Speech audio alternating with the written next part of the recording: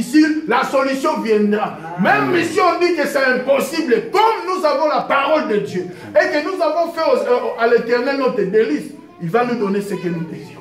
Il va nous donner ce que nous désirons. On peut changer de situation, alléluia. Amen. Par rapport à ce que nous avons, par rapport à Dieu, alléluia. Amen. Mon frère, ma soeur, cet homme général, il a compris, alléluia. Amen. Il a compris quand il a reçu sa guérison. A comme n'a pas ça à offrir, alléluia. Amen. A comme n'a pas ça à payer son offrande parce qu'à Satan il a monté. A bien pour ça on a charge on a été pas outil parce qu'à l'ingénieur on a libre.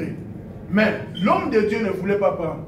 Il a dit l'homme de Dieu avait besoin que le Dieu d'Israël soit seulement glorifié.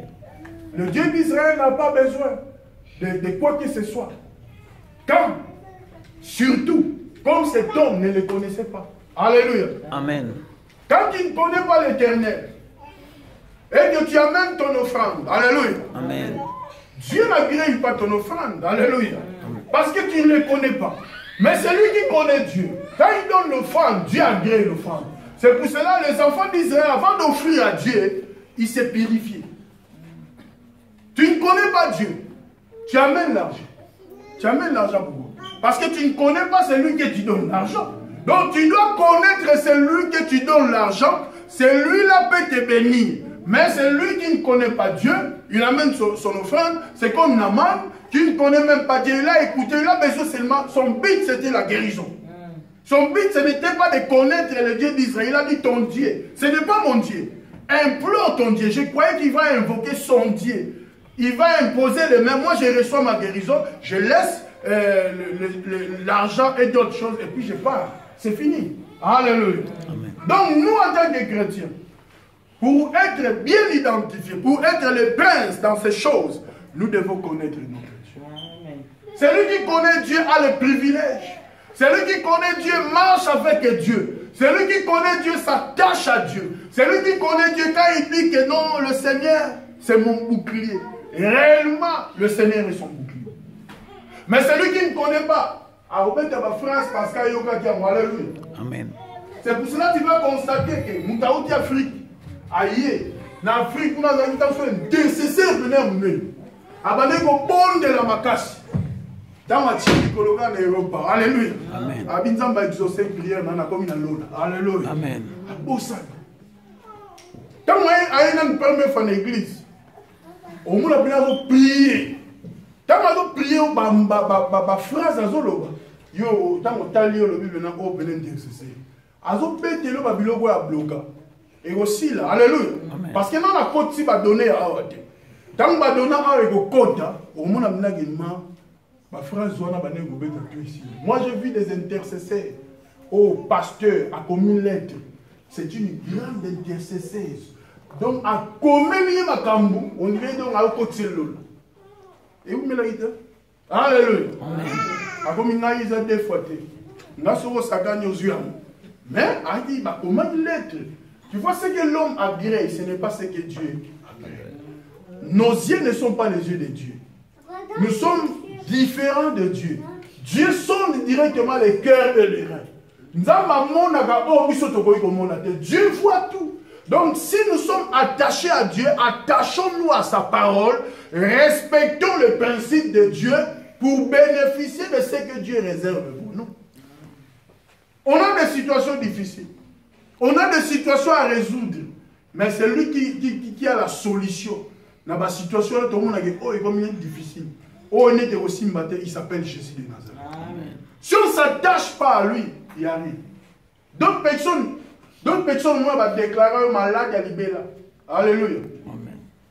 Pour toi, dans ta tête, dans tes réflexions, tu sais que non, cette maladie ne terminera jamais.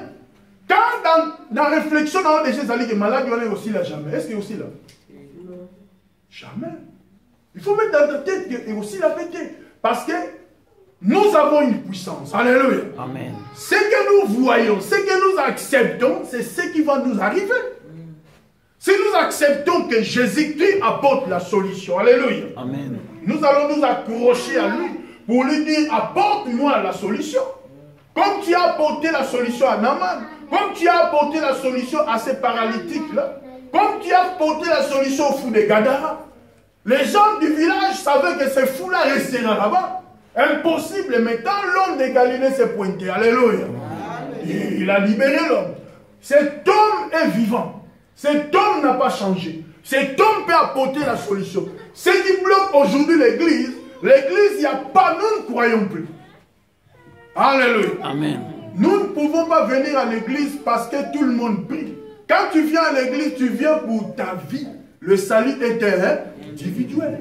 Si tu veux expérimenter les choses de Dieu, mets seulement sa parole en pratique. Tu verras qu'il y a une solution.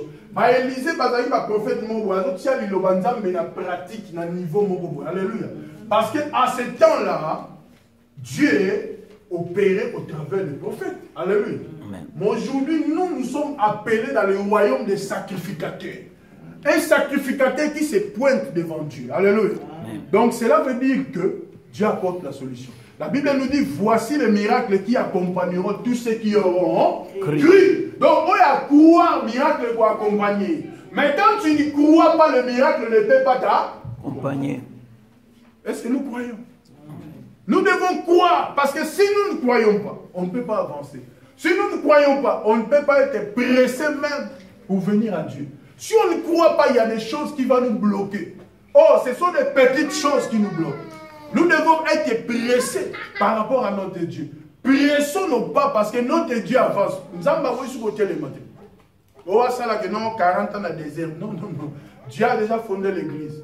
Dieu viendra prendre son église. Oh, cette église, c'est toi. Quand il viendra, il prend son église. Nous devons nous préparer du jour au jour. C'est pour cela que la Bible dit prier sans cesse. Parce que quand nous prions sans cesse, tu es dans la route, tu es au travail, tu peux prier. Partout, tu peux prier. Pourquoi? Parce que Dieu écoute le cri des justes. Que le Seigneur nous bénisse. Amen.